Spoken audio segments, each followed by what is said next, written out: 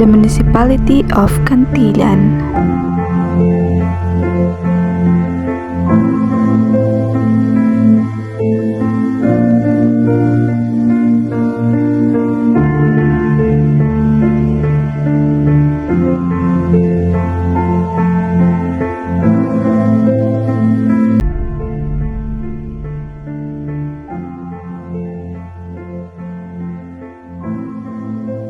Cantilan is known as the Color of Clouds of Surigao because many neighboring municipalities were once part of Cantilan before it became an independent town. With its cultural heritage, centuries-old traditions, and historical battles, Cantilan continues to be an important symbol of identity for its people. The stories of ancestors, cultural festival, and preserved landmarks help shape the town's characters and reflect the resilience and unity of the community. Today, we hope to better understand what makes Cantilan historically meaningful and how its history influences the present generation. Maayong hapon tayo. Pwede ka ba namin mag-doon?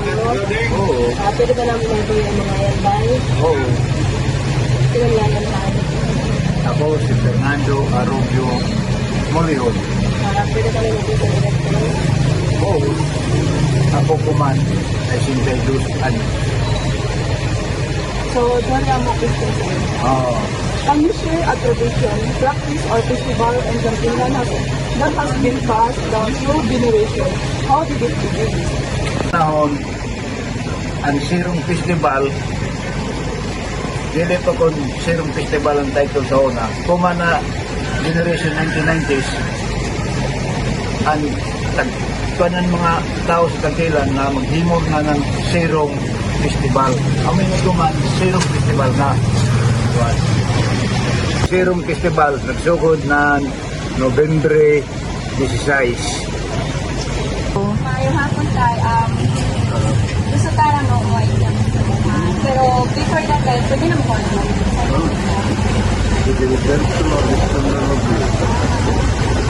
Kailan na mo ba ito diri sa Cantilan? So, ilan din mo tayo?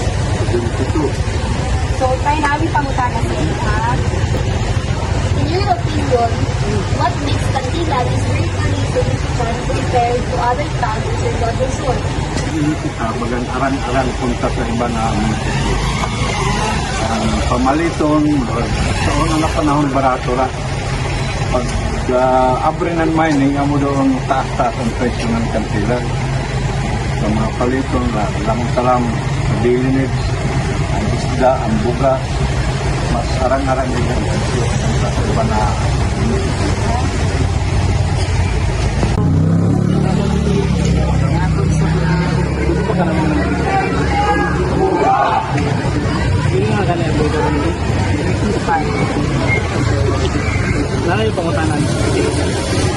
What are your dreams for the future of Barangay Cantilan, especially for the youth who will continue the traditions? Ang ako gusto, ang mga kabataan-unang kuman, mag-stay ko sa Cantilan, magsipag-subak, para sa sila mga